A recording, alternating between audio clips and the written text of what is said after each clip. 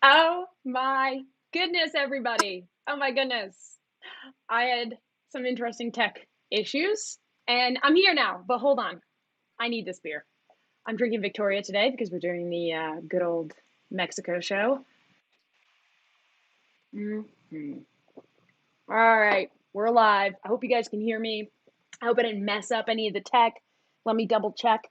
I'm not going to lie to you guys. My tech people totally bailed on me. I've been on my own. So we're going to pull this off. As you know, we have a new platform. And you can see above me that if you subscribe, your name will show up. If you like the tally up here, if you are a special member, Amanda Miller is a new member, woohoo! Your name will pop up there. Don't know why Amanda Miller's name's not popping up there right now, but you know, it's Cassandra and it's tech. And then over here, if you want to continue to support the channel, you can donate and keep the channel going. V also was the person who donated over here. I've got a lot to tell you guys. I can see already that we have the chat is up and it's live and it's going. And here's what I have to say. First of all, y'all know this is the Mexico show. So welcome to Mad Gains Live. Bienvenido a otro episodio de Mad Gains Live. We have sponsors. So below, over here, there, we have OTR Capital. They're my favorite factoring company. I encourage all of you to use OTR Capital. They can also speak Spanish. They have a whole team of dedicated Spanish-speaking folks to help brokers and carriers who want to speak in Spanish. A couple things about OTR Capital that you need to remember. First of all, they will help you with your back office work, which I think is unique for a factoring company and also very helpful. No hidden fees and true non-recourse. In the description of this episode, there is a link, and you can go to that link and check out OTR, and you can say hi to everybody in the comments from OTR. And that is my one thing down. Now I have something new to tell you guys. Yes, I made notes because I was very nervous. Andrew Teal's a new member. Woohoo! Ooh, this is working, you guys. My tech is working. Hey! Okay, I'm so excited. Fuck you, Fiverr. I figured out how to do it without you. Sorry. Okay, so first of all, you guys, I'm changing things around. Brian Parker, new member. Yes. You guys see the new member thing. All right, right below where you thumbs up the video on YouTube, you can pick join. I'm changing things on you guys. I will always change things on you guys. I want you guys to become more engaged on YouTube, and that's why I keep changing everything around on YouTube. One thing I want you guys to consider. When you hit that join button, you have two options. One is you can become a member of Madtropolis. Gerardo, thank you very much. You are a new member and new super chat. Woohoo! You can become a new member of Mad Gains. Here's what we're going to do. Y'all know next Friday, we're going to talk about that lawsuit against Coyote and Coyote's shipper. And I'm bringing the plaintiff attorney on to talk about why he's suing Coyote, because Coyote's a good brokerage. And why he thinks Coyote is responsible for the trucking accident that resulted in the death of someone on the road. I think this is going to be a very interesting discussion for brokers, carriers, and shippers. So what I have done is I've created an after the show discussion group. So when you hit that join button and you become a member, you are going to be part of the private group, and we're going to talk after the Coyote show, and I will have attorneys on as well, and I myself will explain to shippers and brokers, here's how you avoid this type of lawsuit. Every big company is going to be sued, so Coyote it's inevitable. They're going to be sued. They're probably rolling their eyes at me right now, but I think that all of us need to learn from all these lawsuits going on and try to improve. So we're going to have a special show. Only people who are new members are going to be on that show. So here's the other piece I wanted to tell you. And this is special for my people for risk and legal and my leaders who have questions for an attorney, but they don't want to pay $500, $600 an hour. Once a month, I will stream on the second group. I think the second group is like $10.99 a month.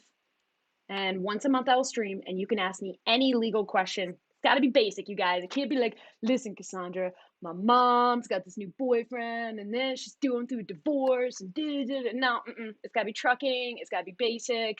It's got to be brokerage, shippers, that kind of stuff. You know what I'm talking about. So every month, I'll do an AMA session that is cheaper than hiring a lawyer. It's not legal advice. It's education and guidance, but it's still helpful and cheaper. So those are new members, Michael Joy, woohoo! So you will see the new member things pop up, and I will obnoxiously yell them out because I'm so excited about my new tech, and I'm so excited that I fixed it. What did I mess up? Vitaly, I can see he's messaging in the comments. What did I mess up? Oh, great. Yes, Vitaly, this is a Cornell dress with Cornell colors. Smartass. All right, I don't think I messed anything up. Amanda Miller is in the comments. She is the person who is going to escalate questions to me. And we have a very special show today with very special guests. All right, let me switch over to my two guests layout. Yeah, that was badass. Welcome, Carlos. Welcome, Matt Silver. Thank you for joining me. Thank you for your patience with my tech. Welcome. And hopefully everybody can hear you guys. Give me a couple seconds to check. I'll ask Amanda Miller, everything going okay, Amanda? And it's interesting because the lawsuit that Coyote was sued about, I think that was a flatbed lawsuit, and I went through the complaint with Amanda Miller, and she's really good with flatbed. She was telling me some of the things that she thought about the loading and the unloading and how the accident occurred. It was really interesting. But today we are going to talk about Mexico again. And for those of you who did not see the part one, it's in my YouTube channel. So go to YouTube and you'll see it right there. I made sure to put it all the way to the top so you could find it easily. Watch it after this live show. And we talked about, it was me, Carlos, and Tum, which is a Mexican carrier. We talked about how to vet a Mexican carrier, the landscape of Mexican transportation in general, safety, hours of service, and insurance. It's a really good show. So Carlos and I decided we're going to do another show, part two, and we're going to drag on Matt Silver so we can talk about cross-border operations, more about labor in the landscape, and some other things. And I think, Matt, you're CEO of Forager. I'll let you introduce yourself, but could you also tell us about your new announcement as well? Yay, Charles. Sure. So, I'm Matt from, I'm one of the founders and the CEO of Forager. I saw in the chat, yes, I used to work at Coyote. Oh, yes, sorry about that. Hoping that was not a carrier that I set up several years ago. Yeah, we had an announcement earlier this week that we decided to publicize our model in terms of how we make money and how we charge shippers and how we want to pay carriers, and bring true transparency to try to bring it to this industry, complete with putting up a pricing tool on the front page of our website so that not only can any shipper see it, but any carrier can know that what we're offering them in terms of a rate is meant to be a fair market rate that they can see right on the website. So when they see it, so a carrier can see how much money you're making, Forager's making on the shipment, and how much the shipper's paying? Yeah, they can. So a carrier can go to our front page of our website right now, and they can see how much we would charge a shipper to move a load, and they'll see the rate that we're assuming that we believe that the load would move for from a cost perspective. So if we think a shipment from Monterey to Dallas might cost $1,600, it's going to show $1,600 as that transportation rate with the fuel surcharge, and it adds our service fee on top of it, which is 8% of that rate, but capped at $300. So we wanted to do something that we thought was fair to both sides, but still understand that we do have a cost to operate, along with the cost of the tech that we're actually building out. Yeah. As we automate more and more of that work, we'll start reducing that cost down even more. It's interesting because sometimes, and I remember when we had our big rate debate back in March, when the carriers were all angry, saying shippers were ruining the world, blah, blah, blah. Quiet now. but they were really angry. And I remember that a lot of carriers like didn't give credit to brokers for being their sales department, basically. And I think brokers do spend a lot of money traveling around, soliciting shipments, soliciting carriers, trying to find the carriers. It's a lot of work that goes into it. So I hope that carriers remember that, especially the carriers in Metropolis, because I think we all need to live in the same world and operate peacefully, if that's possible. Who knows? So, Carlos, please introduce yourself for those very few people in our entire country who do not know you. Hi, Cassandra, and hey, Matt. Very good to be with you here. I'm a senior partner at the firm of Sesma McNeese. We're a law firm with offices in Mexico City, in Querétaro, and in Monterrey, in the country of Mexico. And myself and my team have been invested in the industry of transportation and logistics for several years, and we represent carriers and intermediaries all over in Mexico, and also international companies that are doing business in Mexico. We love this space. We've been in it, since I can remember, and I'm very happy to be able to be with you here today. Thank you. Yeah, of course. We're very happy to have you. I've known Carlos for years. I think everyone I know, shippers, brokers, and carriers, use Carlos for help with cross-border transactions and also anything that has to do with Mexico, period. So I'm very excited to have you back on. Where do you guys want to start? I think that's a good point. And we were talking about this, man. I think that the intention here is to try to explain now the perspective of what a broker is looking at in Mexico doing business. And I think we were able to actually paint a little bit of the picture of what a transportation company is in Mexico and what is the landscape over here from that perspective. And I think that a very valuable way is now to understand how is it that an American company, a Canadian company, can come and do business in Mexico, and what's the experience from Matt. I posted in one of the LinkedIn messages that from what I can see now, I can tell you that Matt knows more about doing business in Mexico than a lot of us in this group. So I think that we're going to get a lot of value understanding what Matt has experienced in all of these years doing business over here. For sure. Relationships are obviously kind of the biggest piece of that. Honesty in relationships kind of more. Every other topic that's been brought up anywhere in media right now is about honesty and transparency. It's what we were talking about earlier this week. And so with honesty comes relationship building, and going all the way back, the last 5-6 years dealing with Mexico freight. There is nothing like going and meeting somebody in Mexico for the first time and shaking their hand and building a relationship. And we're obviously not able to do that right now. And so it's interesting to try to build a business, build a network, and build trust with carriers in Mexico, with shippers in Mexico. There's a lot of nuance that goes into that I don't think is considered quite the same way in the US. Relationships are everything. You're potentially going to do 3 or 4 shots of tequila with someone before you actually do any business. Tell me go ahead, Carlos, sorry.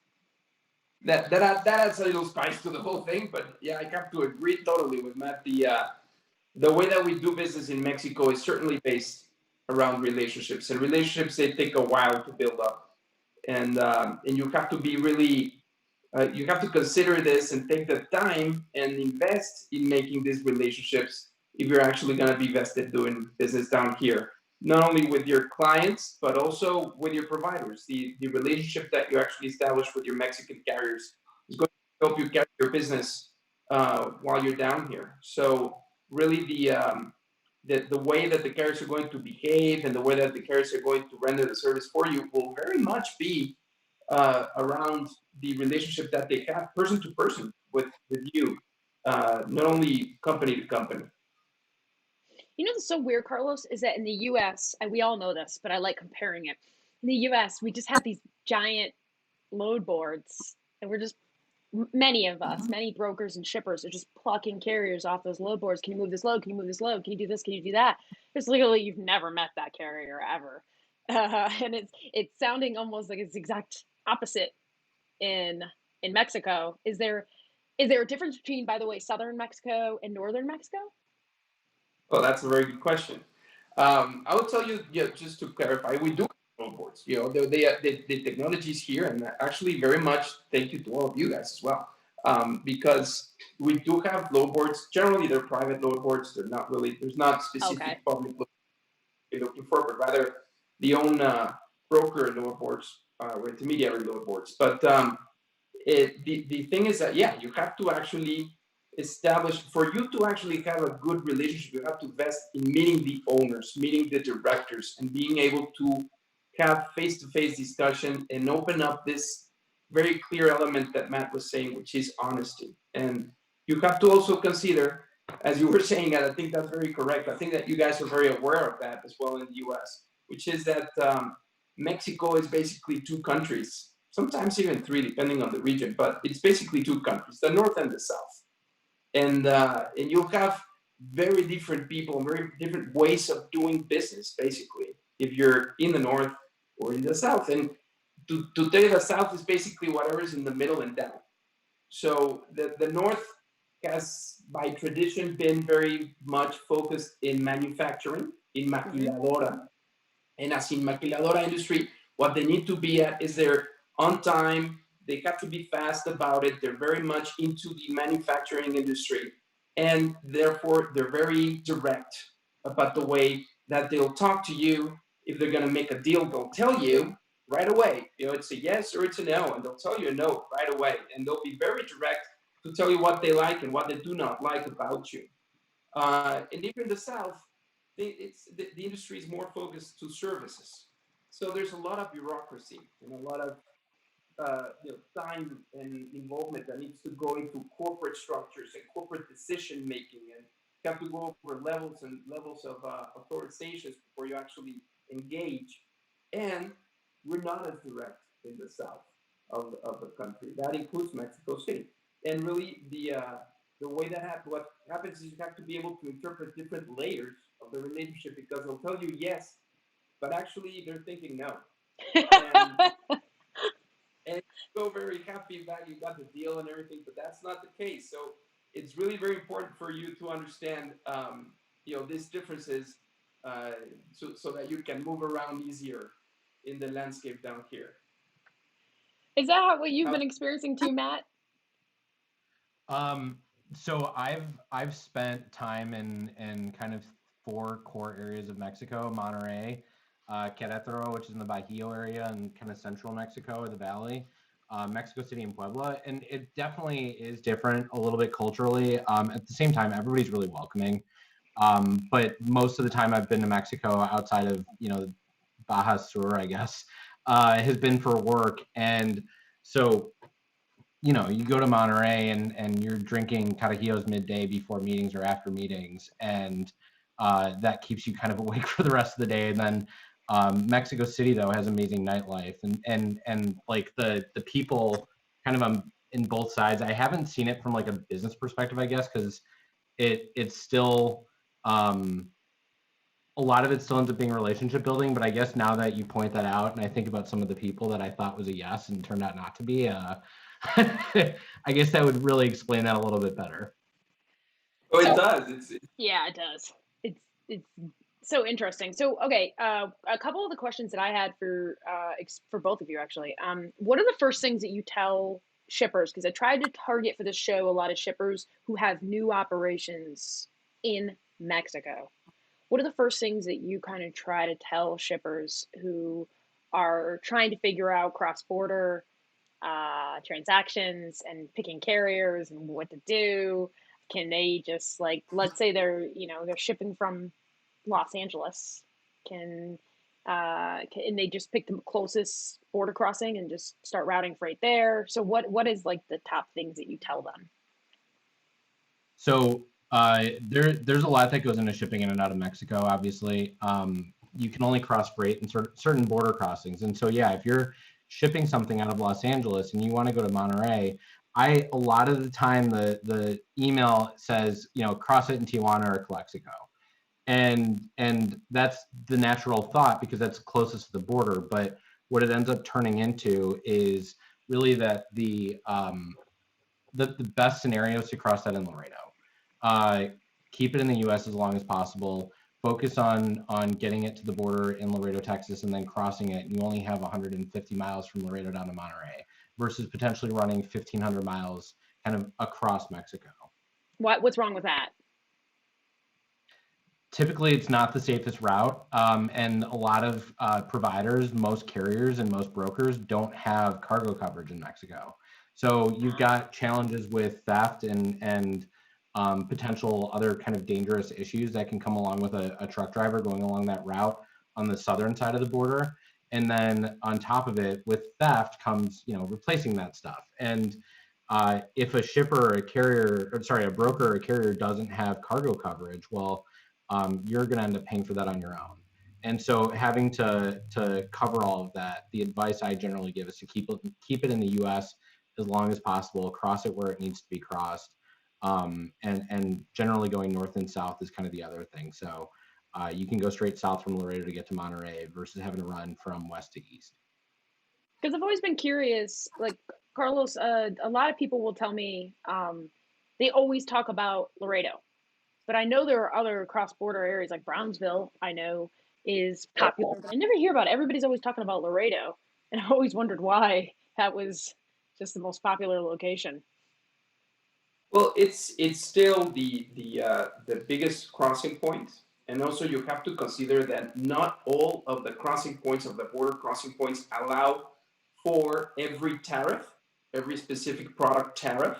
So only basically Tijuana and Laredo have full crossing allowances. Certain others have many more, but there's other points in certain crossings in Mexico that certain tariffs are not allowed to be crossed. So you have to actually get the authorization from the U.S. and Mexican customs authorities in certain border points to be able to cross all of the products. And the infrastructure, for sure, the investment's been always focused in Tijuana and in Laredo. And really, those are the two main crossing points from a truck perspective. Okay, we have others that are rail, for example, but really those two are very strong for that reason. Can you go back to the tariff part? Sorry to interrupt. Could you go back to the tariff part? What do you mean by that?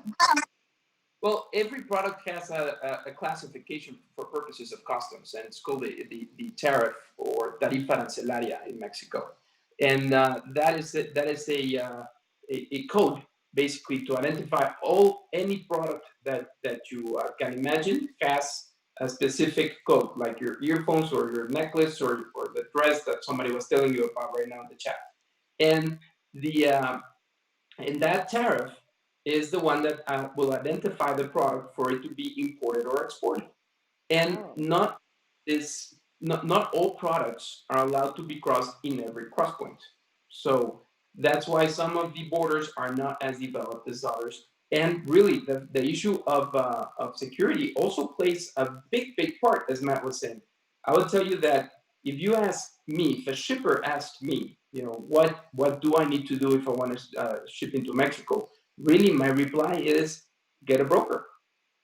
You know, we have a saying in Mexico, which is lo barato sale caro, which is what's cheap will be expensive for you down the road. So if what you're doing is really trying to cut costs and trying to, you know, go around certain situations and try to get the best deal, sometimes if you get, you know, your load stolen or in an accident that will involve you as a shipper for, you know, negligent carrier selection, something like that, then, you know, things can become really expensive really fast. So go with a person that actually does this for a living and that actually knows how to do this, and use a partner, you know, a partner that's experienced in dealing with these issues. You know, for people would use that road that Matt was saying, and it's a very very difficult way to transport in Mexico right now. It's not very safe. So if you go through the U.S., it might be a little bit more expensive if you use the American carrier and so on, but it will get there. Yeah. So get a broker. To that point, what I would make as a follow-up comment, first of all, we actually do have cargo insurance in Mexico. So I know most don't. Yeah, we have 150K cargo coverage. So it's for everything, which is great. And you mean we as in Forager, right? Forager does, yeah. Most trucking companies don't, so we take on that risk. But there's so much. You add that into the transparency? Yeah, that's everything's in there. I put that right at the top. I'd be like, we are covering for cargo damage. $10. Yeah, okay, I'm sorry. We've got it on the certificate. Reliance Partners is the one that set it up for us. They've been Reliance. Great. Yes, Ronald and Chad and Andrew over there are awesome. So yeah, they helped us set that up, and it's been beneficial so far. And we're moving tequila out of Mexico. We're moving automotive parts, tires. There's some stuff that can be high theft and some challenges there, but it's worth having it. And to the point of kind of finding a specialist, we've run into a lot of scenarios where cross-border happens to be kind of like the ugly redheaded stepchild for a company, almost like their other bet. And for us, it's the only thing that we do. And I know there are a couple others that are trying to do it, but you go with a large asset-based trucking company. The reason that you do that is because, you think, this is a huge trucking company. They must have trucks everywhere. They must have trailers everywhere. So let's give it to somebody massive. Yes. But what ends up happening is they go pick up your loads in Mexico, they bring it to the border, it crosses, it gets to Laredo, and it sits there for 2 weeks while they wait for a driver to come find it. And so going with a bigger network and a brokerage model, you have that flexibility at the border where if that original carrier didn't have capacity, you can easily repower that with another truck, or you can transload it at the border and move it onto a different truck and make sure that it delivers on time. Okay, this is what I heard. So I went to Laredo. I worked at Schneider at the time, I think, and I had to go to Laredo for work.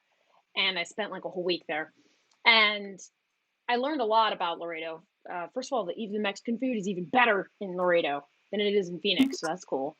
But I learned, and I could be wrong, but there's this area that's like a couple miles around the border where they call it something, but you can kind of exchange the trailers between carriers. It's kind of like a pick up and drop off area. Does that make sense? I can't remember what it is.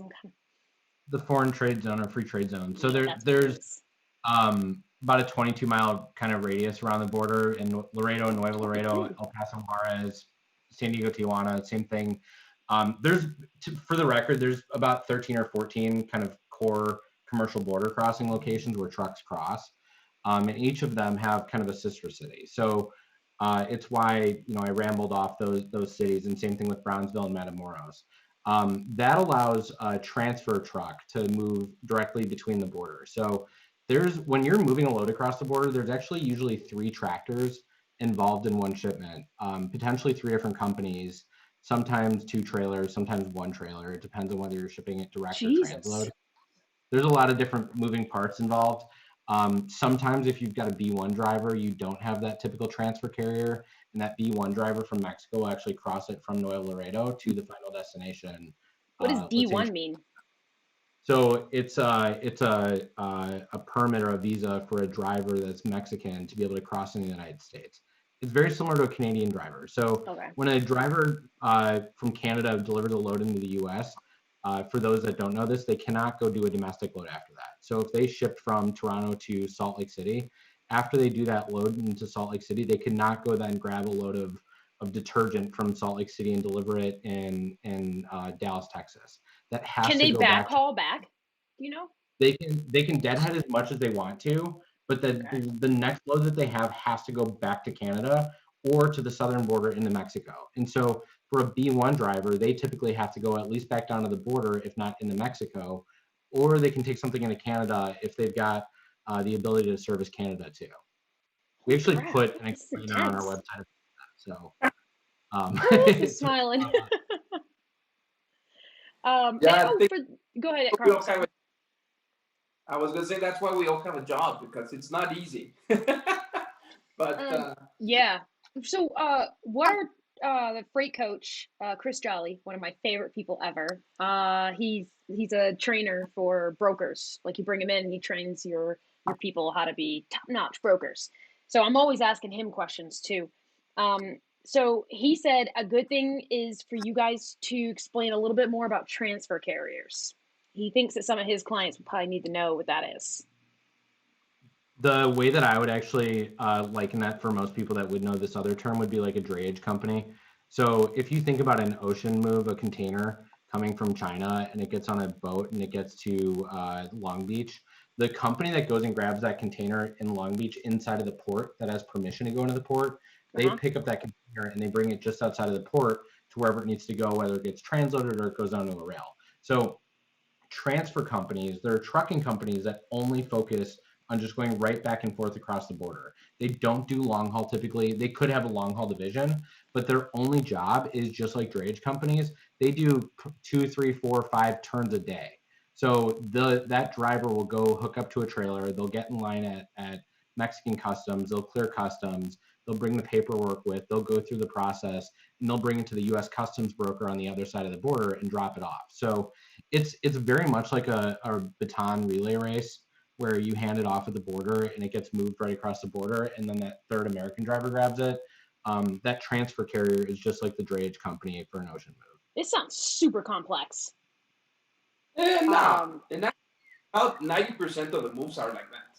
You know, all the other structures are very difficult to actually land and establish. I mean, I love how Matt's explaining, because it makes it sound very easy, but I'm pretty sure that not a lot of people can actually do what Matt does. The actual complexity structure of these transactions, and bringing all of them into contracts, and having everybody in layered contracts. So from the transload to the carrier, to the broker, to the client, and some other people that might be involved, so that the risk is correctly managed and everything. It starts getting very complex, and actually there's a different set of vetting for these type of companies, because they have to have a specific permit to actually be able to cross, and their trucks and trailers have to have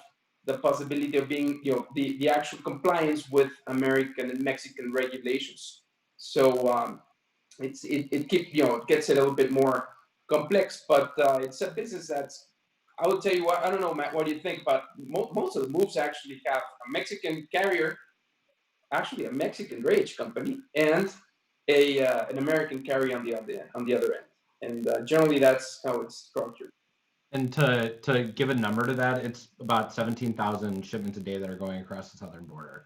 So that's happening 17,000 times a day, with probably 70 or 80% of that, I think, right now being northbound, causing a massive imbalance in that network.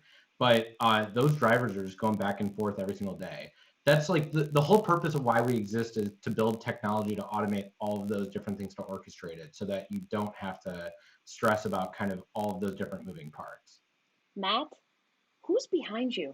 At first I was like, is that a picture of Jeff Silver? Does he have a picture of his dad back there? Because that'd be so lame. I'm about to rail on him for it. No, is that Kramer? Yes, that's a Kramer. That's awesome. How did I miss that? And also welcome Mike Bledsoe. I saw you're a new member now. Woohoo! Okay, Carlos, there's a question from Erin. Erin is one of my favorite Madtropolis people. She says, Carlos, does the wall interfere with shipping across the border at all? Carlos? No. I'm getting another beer, people. This tech thing is really stressing me out, so I'm going to number 2. Chandler's going to criticize me for this. Yeah, Modelo. There you go. Cheers. The wall. Well, cheers. Carlos can go ahead, actually, but cheers. Yeah, Aaron, the wall does not interfere with the crossings, because we have ladders. And so no, it all depends on what you're crossing, no? But no, this all of these they're through legal means and through legal ways, and they're through the actual bridges and points of crossings. But yeah, I don't think when and if we have the whole wall, we could probably discuss about is it intervening or not. How do you think I felt when I was working at Coyote still, went to Mexico and said I was a coyote? Oh my God. They were like, I'm sorry, what? Yeah. Okay, John says he has a t-shirt with that same Kramer image. It's his favorite fishing shirts. And Chandler says cheers, even though I know he's scolding me in his head for drinking another beer. But I deserve this, Chandler. The tech has been just horrible today. Let me just check a couple more of these. Somebody said that in the comments that B1 drivers, they're increasing. There's a lot. That number is growing, so that's interesting. Well, think about it. If you can't hire a driver in the U.S., like where are you going to get capacity from? So if the more, that's actually a big kind of a topic that always comes up for us with shippers. A lot of shippers let their customs brokerages manage the crossing, and the issue I with would that too. Naturally, you think they could handle it?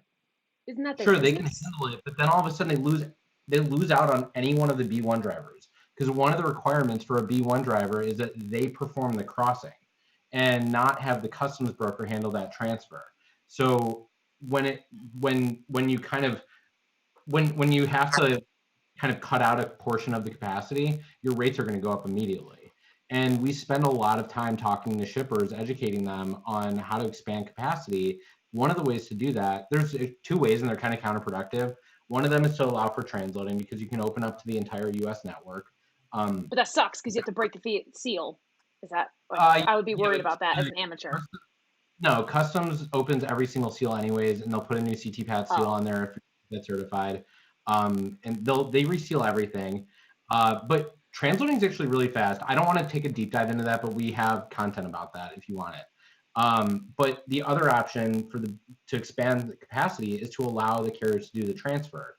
And you can get that B1 driver that's based in Nuevo Laredo. They'll go run that load all the way to the US.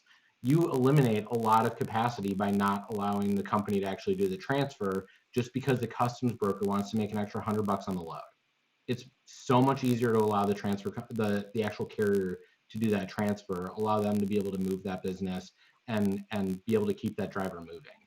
There's this, obviously drivers are the highest at risk of getting sick, being out on the road, and we're seeing more and more drivers, unfortunately, get hit by COVID. And so that, on top of the fact that the average age for a truck driver is as high as it is, and we're seeing retirement continue to increase there, the more we can allow for Mexican drivers to be able to cross into the US, the better. And it would help significantly with capacity if more shippers open that up.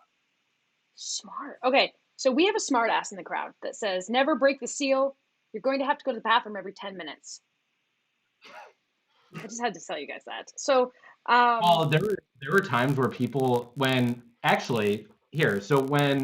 we want to talk about the wall and politics for a second, when Trump decided to pull all those customs agents away from doing their jobs to go get all the children and everything that he did, that caused so many delays at the border that truck drivers were sitting in their trucks for 4, 6, 8 hours a day. Oh my God. Yeah. So in terms of breaking the seal, that was miserable for every single truck driver out there, just to make a point or to make a political move. And so it severely cramped down on the capacity that was actually trying to get across the border. That's crazy. Nice tie-in, by the way. Like, if this was a political debate and you just tied that in, I would be so proud if I was your campaign manager. I'd be like, you don't donate money to him. Okay, so there was a question that came through. Saw it. It was from Ignacio. Ignacio, it's nice to have you back. I missed you. You were with us for a long time and then you disappeared. It's for Carlos. Carlos, with so many people involved with transportation. And I'm going to add in there that I heard Matt say stuff about transloading and it's quick, which scared me with regards to damaged cargo. Well, it's 2 hours, not 2 days. It's not like it's that fast, but it's not Still, 2 hours is pretty good. In the event there's damage and or shortage, who is generally hit with the bill? Well, that's very, very interesting. Thank you, Ignacio. The situation is that in Mexico, and Matt touched a little bit upon that, Mexican carriers have a statutory limit of responsibility, of liability in the federal law, because actually this is federal, and so it applies in the whole country.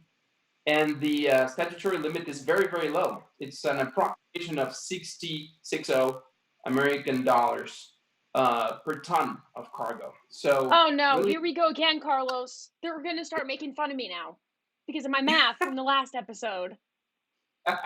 You know what? sorry. You people can do your own. Thanks, Miraz. Woohoo, Miraz. So okay, you people can do your own math. Carlos is not even going to tell you the answer. $60 per ton. So the thing is that whenever there's damage to cargo or loss or anything, the carrier can turn back to the broker or the shipper and pay that amount, because that's the limit of liability by the law, unless you hire something else through contract and you increase the liability of the carrier. But it is very difficult. And as Matt was saying, carriers don't have insurance in Mexico generally. So, and then on the other side, brokers and intermediaries, they are 100% liable if they do not contract otherwise. So according to Mexican law, they oh my will God, I be didn't know that. billed. So if you do not have contracts, who's stuck with the bill? The intermediary, the broker, the 3PL, or whomever was in charge of this move, not the actual carrier. The actual carrier will come back with your $60, but the broker will have to respond for 100%. You want to change that, you need to contract and to have a different agreement. Are there any arguments over who's liable when the goods were transloaded? Like, I feel like they weren't transloaded in Mexico, so U.S. law applies. Yeah, I'm a that's bad all the time. asshole attorney. That's a good one. And there's always a situation, where the bill of lading was issued and who issued the bill Good of point. lading. Mm-hmm. And what contract governs? Exactly. Incoterms too. Mm-hmm. What So- did you bring up Incoterms? Nah, I didn't mean to do that. I can't handle. I had to deal with this tech today. We can't even go into Incoterms. Matt, Matt, what's the general rule of? Before I ask this question, we have to remember to talk about CTPAT. All right, if we're at one of your family, you're at Thanksgiving, Matt, with all the silvers and around the table, and you're all fighting about freight, and then someone brings up CTPAT, and Andrew doesn't know what it means. Neither does Jeff. They're lost. They're like, what is that? A broker can be CTPAT certified. That Coyote was. Matt, you're the expert at the table, clearly. What do you tell them? What is it? And can a broker get the certification? Not compliance, the certification. It stands for Customs Trade Partnership Against Terrorism. And it's developed by the U.S. government to protect the United States ultimately.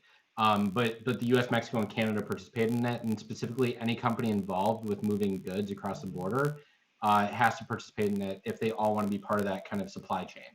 And so it's really a combination of security.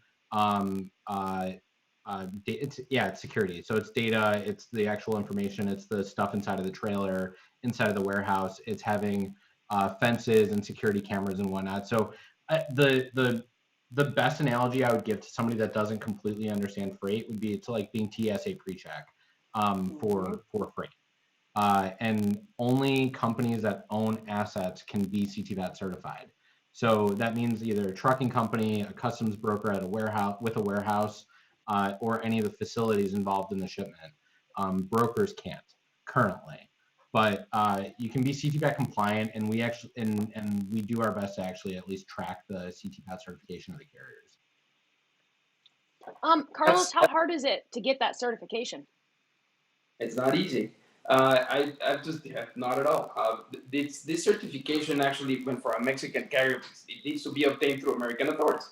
So, and there's actually a mirror certification in Mexico, which is called OEA, and that certification is exactly the same. I really love the analogy, Matt, of the TSA pre-check. That's very much right on the dot, because really what it gives you, it's access to be faster through the border, and your processes are less cumbersome, and you have priority basically. You don't need to take off your shoes. So the that situation really is that's what happens. But you do need to be compliant with a lot of things. It actually applies documentation and sometimes even visits and to the actual facilities. So it really is not an easy task, but it actually helps American companies or international companies when they're selecting a Mexican carrier. If they can show their CTPAT compliant or they have their CTPAT, basically that tells you that somebody else already vetted that company for you. So, yeah, that's nice. So you got a lot of that already by getting that certification. So it does help not only in the process but also for vetting purposes. I think it's really, really good, and I think it's permeating for all of the Mexican carriers that are doing international. They know if they're not CTPAT, they're not going to get the loads. Does CTPAT, this is way off topic in a way, and Matt and I will do a Canadian show. We already talked about it. I mean, the Silvers are taking over my life. I might as well just let them run over the show too. So do you have to be CTPAT certified? Is that applicable to Canadian cross borders?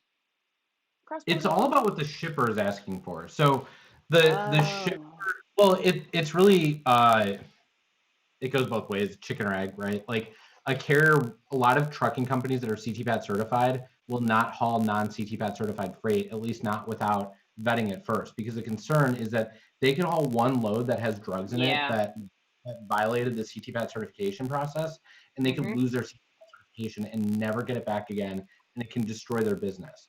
And so anytime a company, a manufacturer, a distributor requires CTPAT certified carriers, that's what's required for anything moving cross-border. And so it applies to Canada and it applies to Mexico. Generally, it does not apply with U.S. domestic freight for whatever that's worth. Okay, that's interesting. Someone had a question over here. So that's why that makes sense. I was heading in a direction to be a smartass, but I decided not to. So Amanda Miller, thank you for escalating this question to me. Francisco says, how easy is it to lose your CPAP certification? I have a feeling that this person knows the answer, but does somebody want to tell me?